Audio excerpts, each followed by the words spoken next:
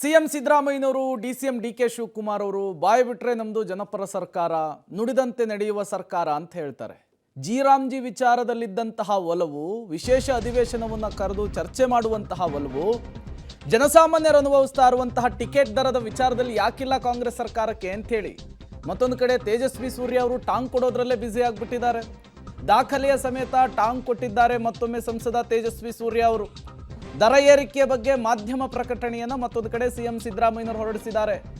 ನಿಮ್ಮ ಕಾರಣಗಳು ಕೇಳಿ ಜನತೆ ಬೇಸತ್ತು ಹೋಗಿದ್ದಾರೆ. ಬೆಂಗಳೂರು ಜನತೆ 1 ವರ್ಷ ದರ ಏರಿಕೆಯ ಹೊರೆಯನ್ನ ಹೊರ್ತಾ ಇದ್ದಾರೆ. 1 ವರ್ಷದ ಬಳಿಕ ಇದೀಗ ಮತ್ತೆ ಸರ್ಕಾರ ಎಚ್ಚೆತ್ತುಕೊಂಡಂತೆ ಕಾಣ್ತಾ ಇದೆ. ರಾಜ್ಯ ಸರ್ಕಾರದ ಹಣಕಾಸು ಒತ್ತಡ ತಗ್ಗಿಸುವಂತಹ ನಿಟ್ಟಿನಲ್ಲಿ ದರ ಏರಿಕೆ ಮಾಡಿದೆ ಅಂತ ಹೇಳಿ ಆರೋಪವನ್ನು ಮಾಡ್ತಿದ್ದಾರೆ. ಕಳೆದ ಬಾರಿ ದರ ಏರಿಕೆ ಆದಂತಹ ಸಂದರ್ಭದಲ್ಲೂ ಇದೇ ಉತ್ತರ, ಈಗವೂ ಕೂಡ ಅದೇ ಉತ್ತರ. ಬಟ್ ದರ ಏರಿಕೆಯನ್ನು ಖಂಡಿಸುವಂತಹ ನಿಟ್ಟಿನಲ್ಲಿ ಸಂಸದರು ಏನು ಮಾಡಿದ್ರು ಅನ್ನೋದು ಪ್ರಶ್ನೆ. ಡೀಟೇಲ್ಸ್ ಅನ್ನು ಕೊಡೋದಕ್ಕೆ ರಾಘು ನೇರ ಸಂಪರ್ಕದಲ್ಲಿ ಜಾಯಿನ್ ಆಗ್ತಾ ಇದ್ದಾರೆ. ರಾಘು, ನಿಜಕ್ಕೂ ಕೂಡ ಅವ್ರ ಮೇಲೆ ಇವರು, ಇವ್ರ ಮೇಲೆ ಅವ್ರು ಮಾಡಿಕೊಂಡು ಜನರನ್ನು ಮಂಗ ಮಾಡ್ತಿದ್ದಾರೆ ಇವರು ಅನ್ನೋದು ಸ್ಪಷ್ಟವಾಗಿ ಗೊತ್ತಾಗ್ತಾ ಇದೆ. ನಿಜಕ್ಕೂ ಕೂಡ ಸಂಸದರು ಏನು ಮಾಡಬೇಕಿತ್ತು ಈ ಸಂದರ್ಭದಲ್ಲಿ? ಆ ಜವಾಬ್ದಾರಿಯನ್ನು ಮರೆತು ರಾಜ್ಯ ಸರ್ಕಾರದ ಮೇಲೆ ಆರೋಪ ಮಾಡೋದ್ರಲ್ಲೇ ಬ್ಯುಸಿ ಆಗ್ಬಿಟ್ರಾ ಅಂಥೇಳಿ? ಖಂಡಿತವಾಗಿ ಪ್ರೇಮ್, ಎರಡೂ ಸರ್ಕಾರಗಳು ಕೂಡ ಅಂತಹದ್ದೇ ನಿಲುವಿಗೆ ಬಂದ ಹಾಗೆ ಕಾಣ್ತಾ ಇದೆ. ಆರಂಭದಲ್ಲಿ ಅಂದರೆ ಕಳೆದ ವರ್ಷ ಯಾವಾಗ ದರ ಏರಿಕೆ ಆಯಿತೋ ಆ ಸಂದರ್ಭದಲ್ಲೂ ಕೂಡ ಇದೇ ರೀತಿಯಾದಂಥ ಪರಿಸ್ಥಿತಿ ಇತ್ತು. ಇವರು ಅವ್ರ ಮೇಲೆ ಹೇಳುವಂಥದ್ದು, ಅವರು ಇವ್ರ ಮೇಲೆ ಹೇಳುವಂಥದ್ದು, ಇದೇ ರೀತಿಯಲ್ಲಿ ಒಂದು ಕ್ಲಾರಿಫಿಕೇಶನ್ಗೆ ಬರಲಿಲ್ಲ. ಯಾಕೆ ದರವನ್ನು ಏರಿಕೆ ಮಾಡುವಂಥ ನಿರ್ಧಾರಕ್ಕೆ BMRCL ಬಂತು? ಜೊತೆಗೆ ಹಿಂದೆ ಈ FFC ಏನಿದೆ, ಇವರು ಫೇರ್ ಫಿಕ್ಸೇಷನ್ ಕಮಿಟಿಯವರು ಯಾವೆಲ್ಲ ಅಂಶಗಳನ್ನು ಉಲ್ಲೇಖವನ್ನು ಮಾಡಿ ದರ ಏರಿಕೆಗೆ ಮುಂದಾಗಿದ್ರು ಅನ್ನುವಂಥ ಒಂದಷ್ಟು ಪ್ರಶ್ನೆಗಳೇನಿದ್ವು ಅವು ಕಳೆದ ಬಾರಿ ಪ್ರಶ್ನೆಗಳಾಗಿಯೇ ಉಳಿದುಕೊಳ್ತು. ಈ ಬಾರಿಯೂ ಕೂಡ ಅಂಥದ್ದೇ ಸಮಸ್ಯೆ, ಅಂತದ್ದೇ ಪರಿಸ್ಥಿತಿಯನ್ನು ಸದ್ಯ ತಂದ ಹಾಗೆ ಕಾಣ್ತಾ ಇದೆ.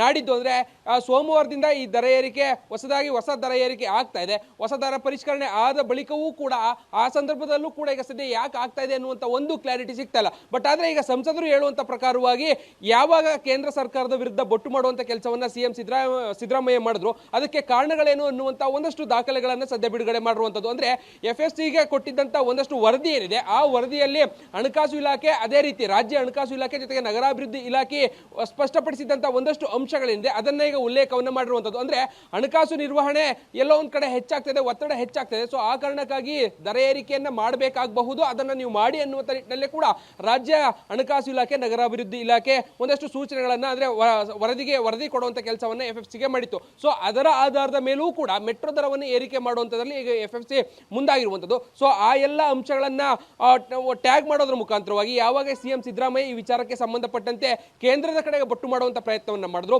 ಅದಕ್ಕೆ ನೇರವಾಗಿ ಉತ್ತರವನ್ನ ಕೊಡೋದ್ರ ಮುಖಾಂತರವಾಗಿ ಇದಕ್ಕೆ ನೇರ ಕಾರಣ ರಾಜ್ಯ ಸರ್ಕಾರ ಅನ್ನುವಂತಹ ವಿಚಾರವನ್ನ ಸದ್ಯ ಸಂಸದ ತೇಜಸ್ವಿ ಸೂರ್ಯ ಹೇಳ್ತಾ ಇದ್ದಾರೆ. ಮೊದಲ ದಿನದಿಂದಲೂ ಕೂಡ ಸಂಸದ ತೇಜಸ್ವಿ ಸೂರ್ಯ ವರ್ಸಸ್ ಸರ್ಕಾರ ಅನ್ನುವಂಥ ನಿಟ್ಟಿನಲ್ಲೇ ಮೆಟ್ರೋ ವಿಚಾರವಾಗಿ, ದರ ಏರಿಕೆ ವಿಚಾರವಾಗಿ ಆಗ್ತಾ ಇರುವಂತದ್ದು. ಈಗಲೂ ಕೂಡ ಅಂತದ್ದೇ ಪರಿಸ್ಥಿತಿ ನಿರ್ಮಾಣ ಆಗ್ತಾ ಇದೆ. ಬಟ್ ಆದ್ರೆ ಯಾಕಾಗಿ ಆಗ್ತಾ ಇದೆ, ಇದರಿಂದ ಆಗುವಂತ ಪರಿಣಾಮಗಳು, ಜನರ ಮೇಲೆ ಬೀರುವಂತ ದುಷ್ಪರಿಣಾಮಗಳ ವಿಚಾರಕ್ಕೆ ಸಂಬಂಧಪಟ್ಟಂತೆ ಯಾರೂ ಕೂಡ ಕ್ಲಾರಿಟಿಯನ್ನ ಕೊಡುವಂಥದ್ದು, ಜೊತೆಗೆ ಜನರ ವಿಚಾರವಾಗಿ ಚರ್ಚೆ ಆಗದೆ ಇರುವಂತದ್ದು ನಿಜಕ್ಕೂ ಕೂಡ ವಿಪರ್ಯಾಸ. But end of the day ಇವರಿಬ್ಬರ ಚರ್ಚೆಯ ನಡುವೆ ಕೂಡ ಈಗ 9ನೇ ತಾರೀಕು ದರ ಪರಿಷ್ಕರಣೆ ಆಗುತ್ತೆ. ಜನ ಹಣವನ್ನ ಕೊಟ್ಟು ಓಡಾಡಲೇಬೇಕಾದಂತ ಪರಿಸ್ಥಿತಿ ಸದ್ಯಕ್ಕಂತೂ ಇರುವಂತದ್ದು. Prem, okay, thank you Raghu ತಮ್ಮೆಲ್ಲ ಮಾಹಿತಿಗಾಗಿ.